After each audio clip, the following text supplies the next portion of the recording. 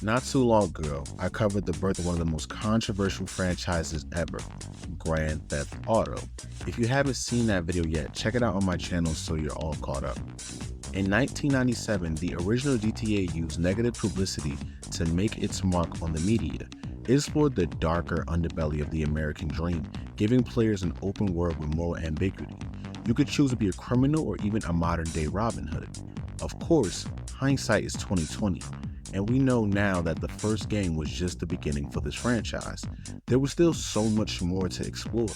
And now, here we are in 1999, the end of a millennium, just in time for another entry in the series. This new game will travel back in time for inspiration, taking cues from movies like Bullet and The Italian Job. While the original GTA looked at the dark underbelly of the American dream, this new expansion will explore the dark side of the British dream. Welcome back to the Retro Phantoms Retrospective. Today we're diving into Rockstar's second entry in Grand Theft Auto with Grand Theft Auto London.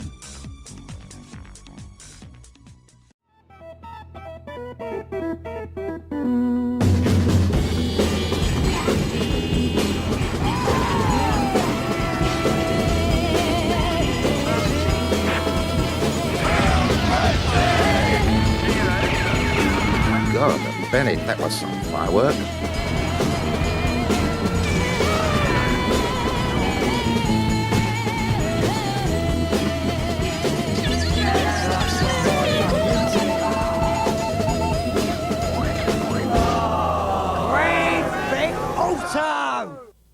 If you're just discovering this channel, you're in for a treat.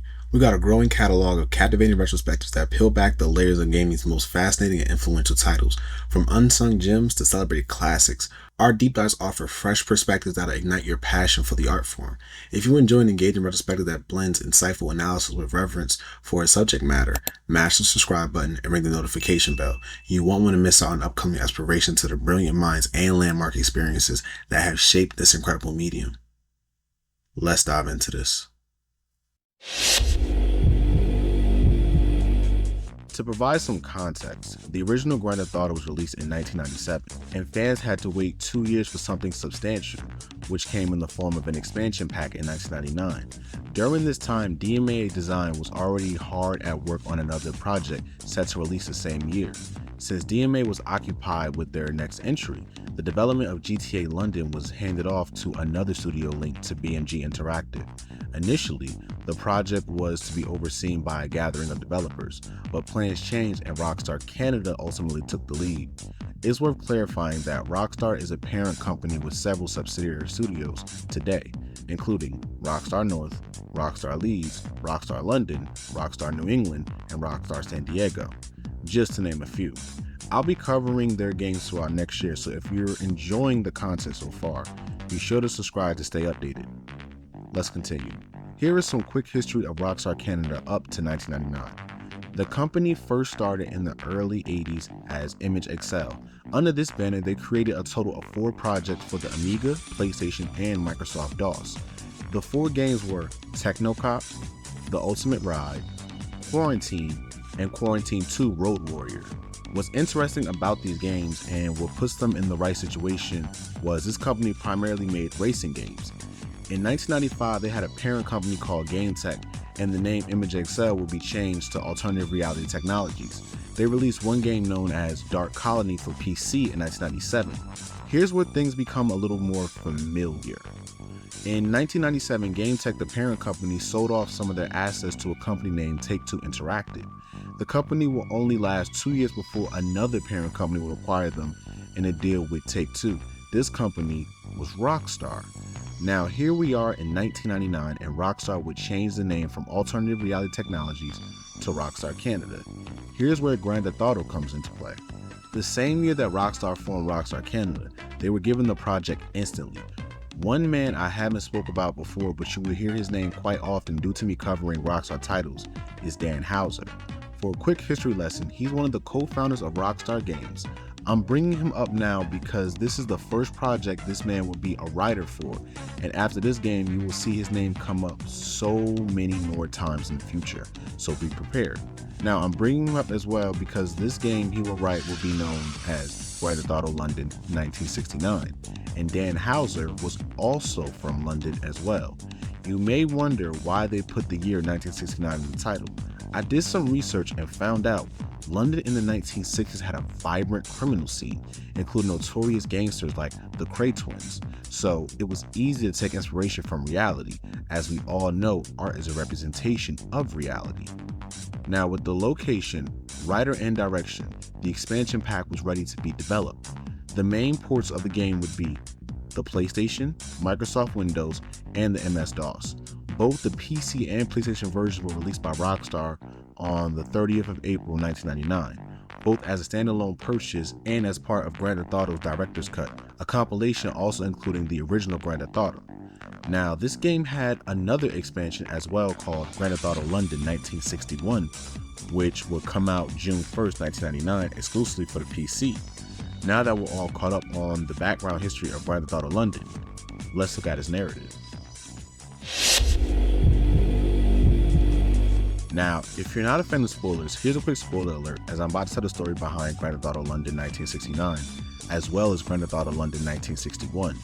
Now, if you're not a fan of spoilers, please advance this video to the gameplay overview section as seen on the timeline below. Let's dive into this. The story begins with a chapter titled Boys Will Be Thieves, where the protagonist must prove their worth. It kicks off with the protagonist being told to head to a phone booth in northeast Chelsea if they want to find work. After answering the call, they learn that the notorious Chris twins, Albert and Archie, want a mod scooter as a gift for their mother. The protagonist's task is to head to central Chelsea, steal a parked scooter, and deliver it to Harold Cartwright's place in southeast Soho. Once the scooter is dropped off, the protagonist is instructed to meet Harold in an alley next to his place, setting the stage for what's to come. Listen, right, we're looking for a lad who can do his stuff. I've heard you're a bit tasty. No messing around or you get a slap. Remember, I'm the monkey and you're the cheese grater, so no messing around.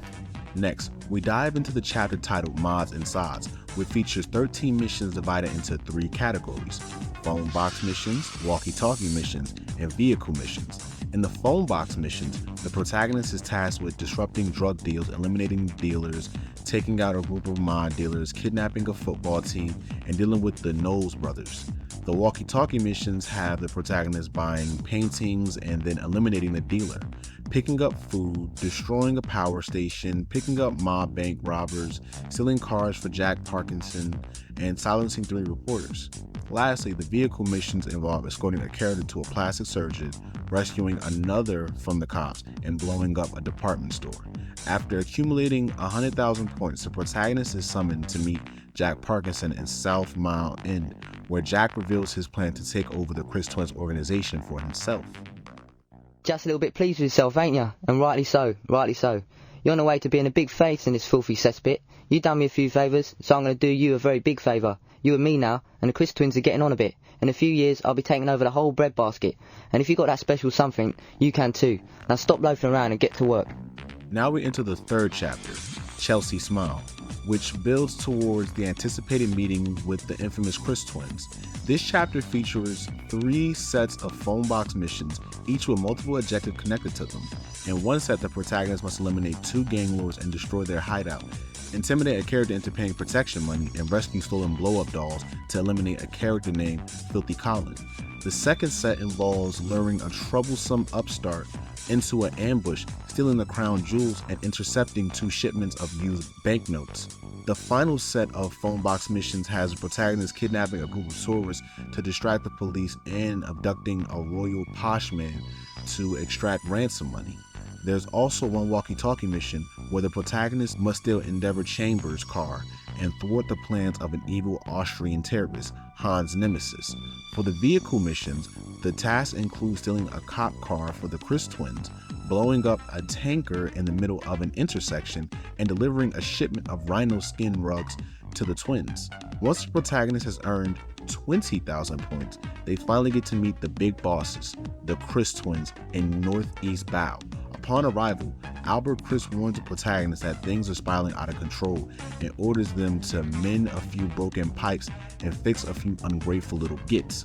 before his brother Archie loses his temper. After the conversation, the mission and chapter conclude. All right, my boy. Pretty little thing, ain't you? And we want to keep you like that. Things have been getting out of hand, and we need you to mend a few broken pipes, fix a few ungrateful little gits, or Archie will lose his temper and nobody will be happy. Now we enter the final chapter of the game, Dead Certainty. By this point, the protagonist has climbed the gang hierarchy and earned the full attention of the Chris twins. This chapter includes 13 missions, and notably there are no walkie-talkie missions this time around. The first phone box set contains 2 missions. The protagonist must steal 2 minis, keeping one for themselves. In the second mission, they must destroy a golden tank. The second phone box set also has 2 missions, with the second one being particularly unexpected. In the first, the protagonist is tasked with wiping out an entire football team, the Roovers. In the second, they must take down Harold Cartwright, the very man who gave the protagonist their first opportunity at the start of the game. The third phone box mission has the protagonist dealing with troublemakers in one instance, while another must rescue a Chris Twins call girl from a pimp named Rough Tony, ultimately eliminating both him and his prostitutes. The last phone box mission targets Lenny Smith, a former informant for the Chris Twins who is also a bank robber hired by Jack Parkinson. This mission is split into 3 parts. First, the protagonist must destroy Lenny's compound, then wipe out his gang, and finally eliminate Lenny himself. There are also 3 vehicle missions in this chapter. In these, the protagonist delivers Indian Takeover to the Chris Twins, transports a van full of Trojan FM bootleg demos to a garage, delivers an abandoned bus to another garage, and in a PC exclusive mission, foils Hans Nemesis' plan to poison London's tea supply. After accumulating 30,000 points, the protagonist receives a telegram from Jack Parkinson revealing that the Chris Twins are trying to flee London. The protagonist tracks them down, finding the Chris Twins driving a crappie around North Mile End, and attempts to assassinate them by blowing up their car. Though the Chris Twins survive the explosion, they concede defeat and announce their departure from London, ensuring that there won't be a bleeding A-bomb next time. And with that, the story of GTA London 1969 comes to a close. God and Bennett, that was some firework. Look, there must have been some mistake, Flower. Well, look, just so you don't come at us with a bleeding A-bomb next time, we're getting out of here. Arch is off to Devon, and I'm leaving the country. Heading for Thailand, actually. Very posh. Now that we covered the narrative of GTA London 1969, let's dive into GTA London 1961, which serves as a prequel to the 1969 story and builds up the protagonist's first meeting with Harold Cartwright. The game features just one chapter titled When We Were Very Small, and is structured around 4 phone box missions, 1 walkie-talkie mission, and 2 vehicle missions. The phone box missions are as follows. The protagonist must take out 2 rival gang greasers, protect Cartwright's associate, Mr. Chalkenballs, from rival gangs, eliminate one of the bosses of the London gang, the Greasers, and round up his girls while destroying the porno tapes that White's men filmed. The last mission involves taking down Pondridge Fern, a receiver driver, along with his crew. The sole walkie-talkie mission sees the protagonist disband Hans Nemesis' explosive potato smuggling ring. As for the vehicle missions, one involves delivering a car full of Thunder Thighs dolls to Cartwright's nephew's birthday party, while the others have the protagonist filming themselves dealing with the people blackmailing Cartwright. After earning 100,000 points, the protagonist finally meets Harold Cartwright at a bar in Northwest City, thus concluding the story of GTA London 1961.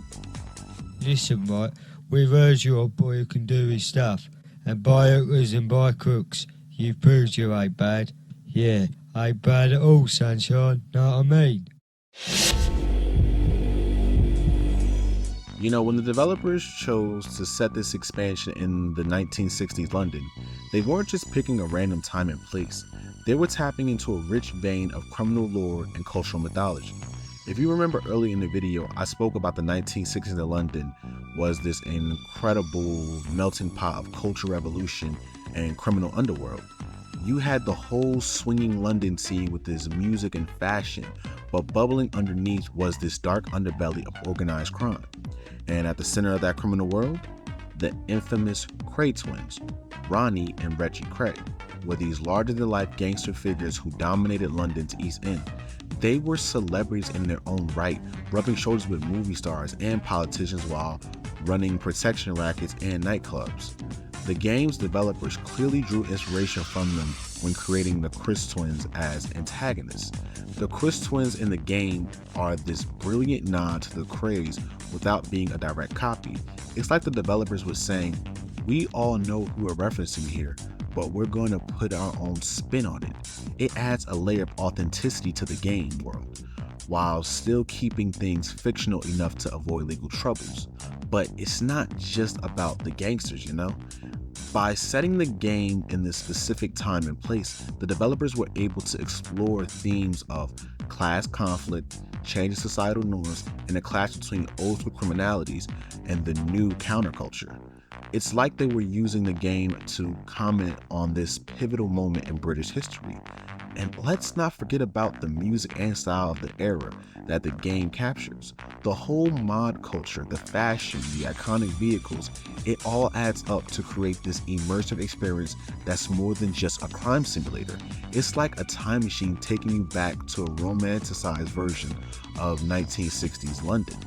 What's impressive is how the game shows betrayal, starting with Harold Cartwright, a character who takes a chance on the protagonist in both London 1969 and 61. Cartwright is introduced as this small-time gangster who's feeling threatened by the bigger fish in the pond, namely the Chris twins. He brings a player in as muscle, right? But as you progress through the game, you start to see that Cartwright is actually pretty cowardly and not really cut out for the big leagues of London's criminal underworld. Now, when the player eventually turns on Cartwright and deletes him, it's like a coming-of-age moment in the criminal world. It's a player character saying, I'm not just some hired gun anymore, I'm ready to be the boss. It's a brutal way of showing the player's rise in criminal hierarchy, but there's more to it than that. Remember, this game is set in the 1960s, a time of massive social change in London. The old guard was being pushed out by the younger generation, so Cartwright's death can be seen as a metaphor for that changing of the guard. The player character represents the new, more aggressive criminal element that's taking over. It's all about betrayal for control, and Jack Parkinson saw an opportunity. He figured if he could take out the Chris twins, he'd be able to step into their shoes and take over the criminal empire. Jack probably saw the Chris twins as old news, maybe getting a bit too comfortable in their position. By trying to delete them, he was making his play for the top spot. This whole situation really shows how the game captures that cutthroat nature of organized crime. It's not just about doing jobs and making money. It's about politics, power plays, and always watching your back. Jack's move against the Chris twins is like a microcosm of the world of Grand Theft Auto London experience. It's all about power and control, you know? But building on the idea of power, let's talk about how GTA London's narrative matches up with the 48 laws of power. Let's start with Law 1, never outshine the master. In GTA London, you start off working for small-time crooks like Harold Cartwright, right? And then you gotta be careful not to show them up too much, or you might find yourself in hot water. It's all about playing the long game, building trust and waiting for your moment. Then there's Law 15, crush your enemy totally. This one's pretty much the bread and butter of GTA gameplay, isn't it? When you're taking out rival gangs or dealing with betrayals, you don't leave loose ends. It's a brutal world, and the game doesn't shy away from that reality. Oh, and we can't forget about Law 3, conceal your intentions. This is crucial in the criminal world of GTA London. You're always playing different factions against each other, pretending to be loyal while plotting your next move. It's all about keeping your cards close to your chest. But here's where it gets really interesting. Law 48, assume formlessness. In GTA London, you got to be adaptable. One minute you're doing a drive-by, the next you're stealing a car, then you're talking with corrupt officials. You can't get stuck in one role or way of thinking. You know, when you really dive into GTA London, you start to see it's so much more than just a British reskin of the original game. It's a clever, multi-layered exploration of a pivotal moment in British history. wrapped up in the chaotic, violent package we've come to expect from the GTA series. From its nods to real-life gangsters and cultural touchstones, to its commentary on social change and the cutthroat nature of organized crime, the game manages to be both a time capsule of the 1960s London and a timeless study of power dynamics. It's like the developers took the 48 Laws of Power, mixed them with a healthy dose of British gangster films, and let players loose in this beautifully crafted playground of betrayal and ambition. Sure, you're still stealing cars and causing mayhem, but you're doing it in a world that feels rich with meaning and cultural significance. In the end, GTA London isn't just games, it's a masterclass in storytelling, world building, and the art of power play. Not bad for an expansion pack from 1999, eh? Alright, let's dive into GTA London's gameplay, shall we? You know, it's pretty much the same deal as the original GTA, but with a British twist. You're still looking at that classic top-down view with those charming pixelated graphics that somehow managed to capture the essence of 1960s London. The game throws you in the shoes of a small-time crook and it's your goal to work your way up the criminal ladder. You'll be stealing cars, of course, doing missions for various gangsters, and causing all sorts of mayhem in the streets of London. The missions are your typical GTA fare. You might be asked to take out rival gang members, make deliveries, or steal specific vehicles. But what's interesting, you're doing all of this while driving on the left side of the road. It's a small detail, but really adds to the London feel. Now, the controls can be a bit fiddy, especially by today's standards. Shooting while driving is a real challenge, and sometimes you'll find yourself crashing into things because the camera pulls away as you speed up. But hey, that's part of the charm. You got your usual array of weapons, pistols, machine guns, and even a rocket launcher if you're feeling particularly destructive.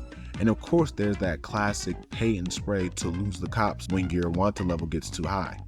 In GTA London, the way you pick up missions is pretty unique and adds to the immersive feel of the game. You'll find yourself dialing up various gangsters from iconic red phone boxes scattered throughout the city, which is a classic London touch. Alternatively, you can also get missions through walkie-talkies or even directly from the vehicles of your employers.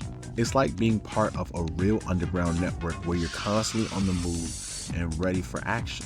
Some missions might have you racing against time or navigating tricky situations with the police hot on your trail. It all keeps you on your toes and really captures the chaotic spirit of 1960s London criminal world.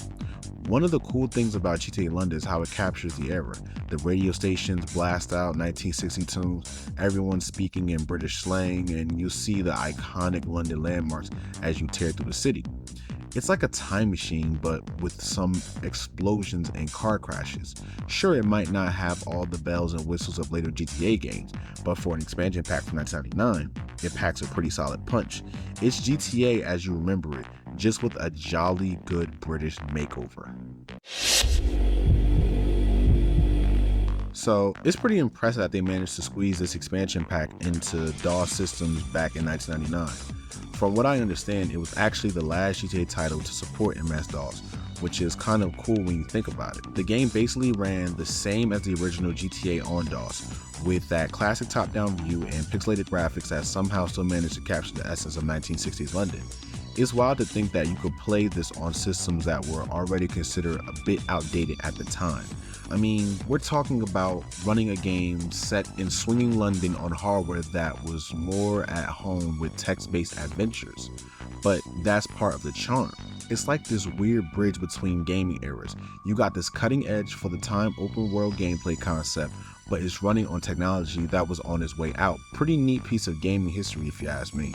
Moving on to the PlayStation port, interestingly, it was actually the first expansion pack ever released for a PlayStation game, which is pretty cool when you think about it. It came out in April of 1999 and required the original GTA disc to play. You'd swap discs during gameplay, which felt very high-tech at the time. The game kept that classic top-down view and pixelated graphics of the original GTA, but with a distinctly British flavor. It had all these iconic London landmarks, British slang, and a soundtrack that just oozed 1960s London vibes.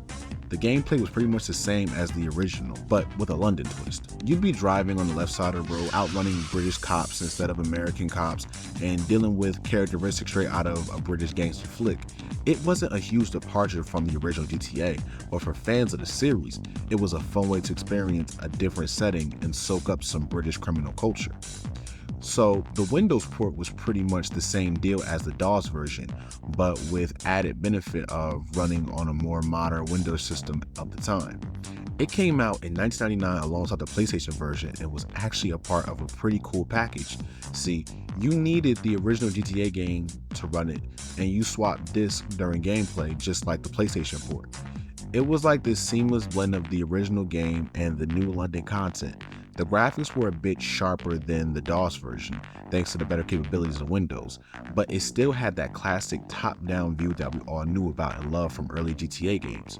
One of the neat things about the Windows version was that it supported higher resolution, which made the game look a bit crisper. Plus, it had better compatibility with sound cards, so the awesome 1960s London soundtrack really popped. It was basically the definitive PC version of GTA London, giving players the full experience of being a stylish hooligan in swinging London from all the comfort of their 95 or 98 machines, which is pretty interesting. Now, the last port we need to discuss is the GTA London 1961 port that was exclusive to the PC. It was a free expansion for GTA London 1969, which itself was an expansion of the original GTA. What's cool about London 1961 is that it was kind of like a bonus for PC players. PlayStation owners didn't get to experience this one. It kept the same top-down view and gameplay styles of the original GTA and London 1969, but took place even further back in time to the early 60s. The game was smaller than London 1969, with just one chapter of missions, but it still captured that gritty retro London vibe. It's pretty neat that they released it for free too, kind of like a thank you to the fans. And get this, it's actually the earliest point in the GTA timeline, if you're into chronological timelines. It's a bit of a hidden gem in the GTA series. Really not many people know about it, but for those that do, it's a little fun trip back to the early days of both London and the GTA franchise.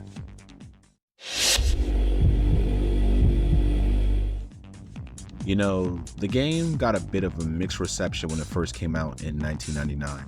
Critics generally appreciated the new 1960s London setting and the British flavor it brought to the series. The soundtrack in particular got a lot of praise for capturing that swinging 60s vibe.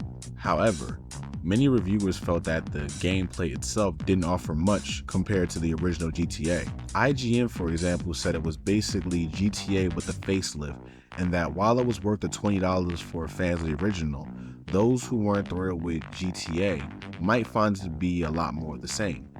The missions were seen as pretty similar to the original, lot stealing cars, shooting cops, making deliveries. As for its success, while it may not have been a massive blockbuster, it seemed to have done well enough. It was priced as an expansion pack rather than a full game, which probably helped sales. The fact that it was the first expansion pack ever released for a PlayStation game was also a novelty that likely attracted some buyers. Now, if we look at the common gamer, it was a mixed bag as well. A time when critics and gamers could see eye to eye. A lot of fans of the original GTA were pretty excited about the game. They loved the new 1960s London setting and thought it was really cool to be driving on the left side of the road for a change. The British humor and slang in the game was a big hit too. It really made you feel like you were in a Guy Ritchie movie or something. But here's the thing, while a lot of players enjoyed the game, there was also this feeling that it wasn't quite as groundbreaking as they hoped. Some folks felt like it was basically just more of the exact same, you know? They were expecting some big new gameplay features, but instead, it was mostly the same old GTA gameplay, just with a British coat of paint. As for whether it was successful, well, it's a bit tricky to say for sure. It definitely sold well enough, being priced as an expansion pack rather than a full game. Plus, being the first expansion pack for a PlayStation game was a pretty big deal at the time. But it wasn't exactly breaking sales records or anything. I think for a lot of players, it was kind of like a fun little side dish to the main GTA meal. They enjoyed it, but it wasn't necessarily blowing their minds. Over time though, it's gained this sort of cult following. Nowadays, you'll find plenty of GTA fans who look back on London 1969 with a lot of fondness, especially since it's one of the few games in the series set outside of America. It's like this quirky little chapter in GTA history that people have really come to appreciate. On one hand, a lot of fans look back on it with a real sense of nostalgia. It's like a cool little time capsule of both 60s London and 90s gaming.